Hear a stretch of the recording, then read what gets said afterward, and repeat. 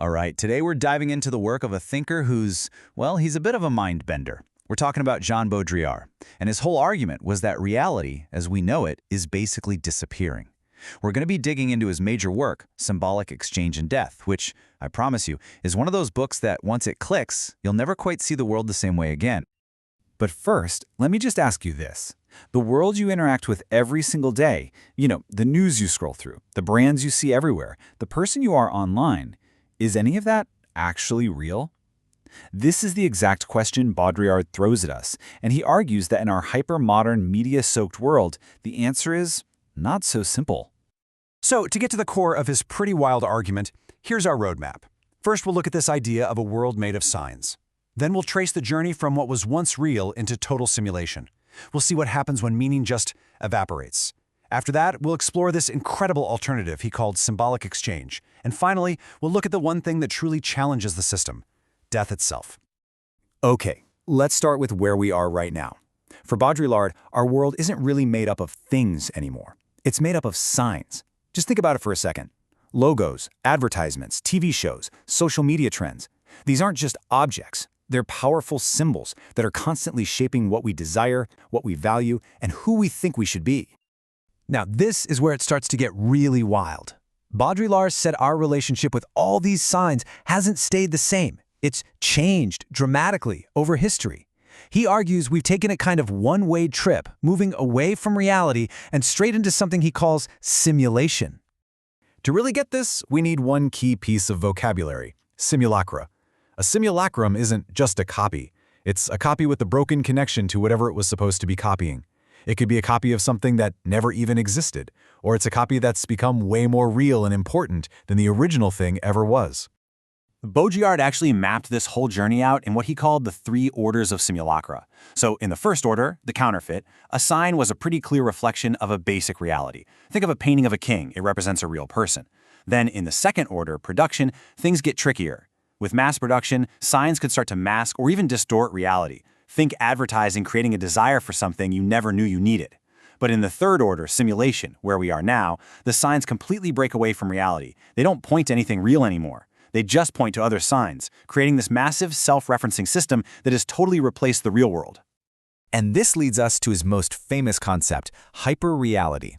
This is what it feels like to live in that third order of simulacra. It's a state where we literally cannot tell the difference between what's real and the simulation of the real.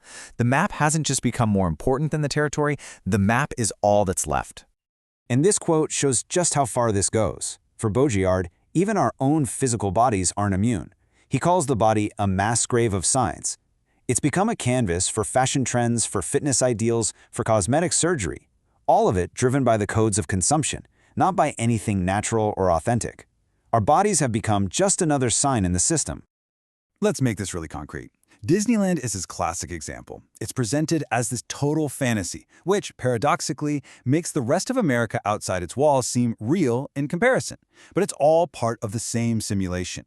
Or think about social media profiles. Come on, we all do it. We build these carefully curated simulations of our lives, not the actual messy thing. And reality TV might be the best example of all. It's a completely staged and produced simulation pretending to be spontaneous life. Okay, so what? What's the big deal if we're living in a simulation? What happens to all the concepts we used to believe in, like work, progress, or value? Well, as we're about to see, Baudrillard argues that in this hyperreal world, meaning itself just starts to fall apart. This is such a powerful critique of our entire economic system. What Baudrillard is saying here is that the obsessive drive for more growth, more production, has become an empty ritual.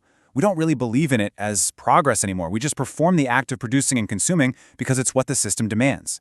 The passion, the belief in it, the pathos is totally gone. And you can see this breakdown everywhere. Labor, he says, isn't about creating useful things anymore. It's about reproducing the signs of being employed, of participating in the economy.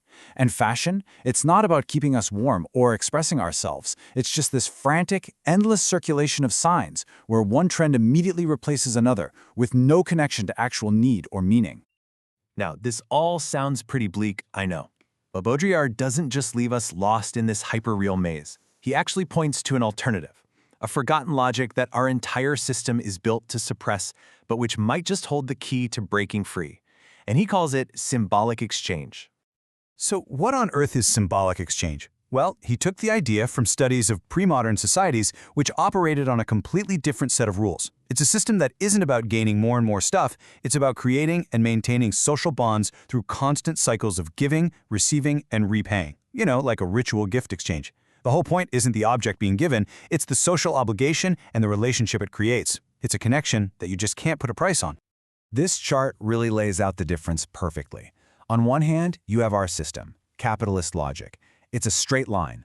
Produce, create value, accumulate, and use.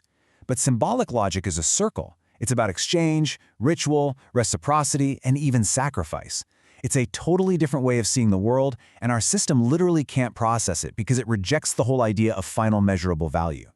And this brings us to the ultimate symbolic act, the one thing that our hyperreal system cannot fully simulate, control, or absorb. The one thing that can shatter the whole illusion: death. Our society works overtime to neutralize death, right? It makes it a technical, medical problem to be managed in a hospital. It turns it into a commodity, with a whole funeral industry selling you products. It's all designed to sanitize it and hide it away. And in doing so, we strip death of its incredible symbolic power, its ability to give life meaning by being its absolute limit.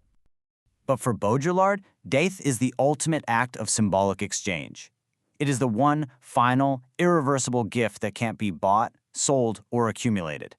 In this quote, he's saying that a life that really grapples with its own end is a life lived symbolically.